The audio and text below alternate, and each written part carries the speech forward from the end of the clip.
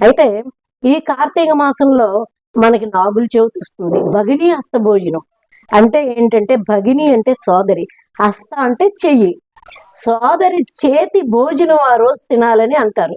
ఆశ్వీజ మాసం అమావాస్య వెళ్ళిన మర్నాడు నుంచి మనకి కార్తీక మాసం ప్రారంభం అవుతుంది.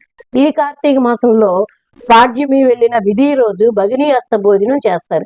భగిని హస్త భోజనం ఎవరు చేస్తారు? సోదరుడు వెళ్ళి సోదరి ఇంటి దగ్గర భోజనం చేస్తారు.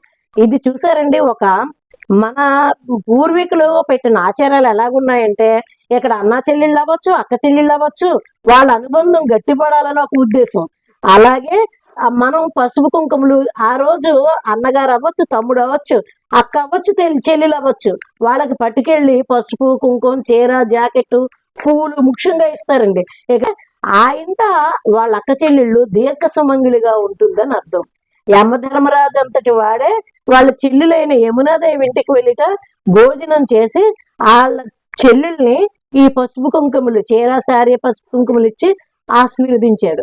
అందుకే భగిని హస్త భోజనానికి అంత ప్రాముఖ్యత ఉంది. రేపు నాగుల చవితి. ఆ రోజు పుట్టలోకి వెళ్ళి అందరూ పాలు పోస్తారు.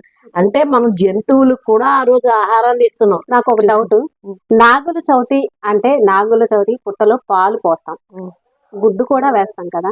అంటే కొన్ని ప్రాంతాల్లో గుడ్డు వేయరు, ఇక్కడ ప్రత్యేకంగా అంటే గుడ్డుకు సంబంధించి నాకు డౌట్ అయితే ఉంది, మీరు చెప్పగలరు? చెప్పండి. అయితే గుడ్డు చాలా చోట్ల వేయరండి. ఆ గుడ్డు ఏదైనా లోపలికి వెళ్ళి గట్టిగా వస్తే పాము బయటకు వస్తుందనే ఉద్దేశం మీద చాలా మంది వేయరు.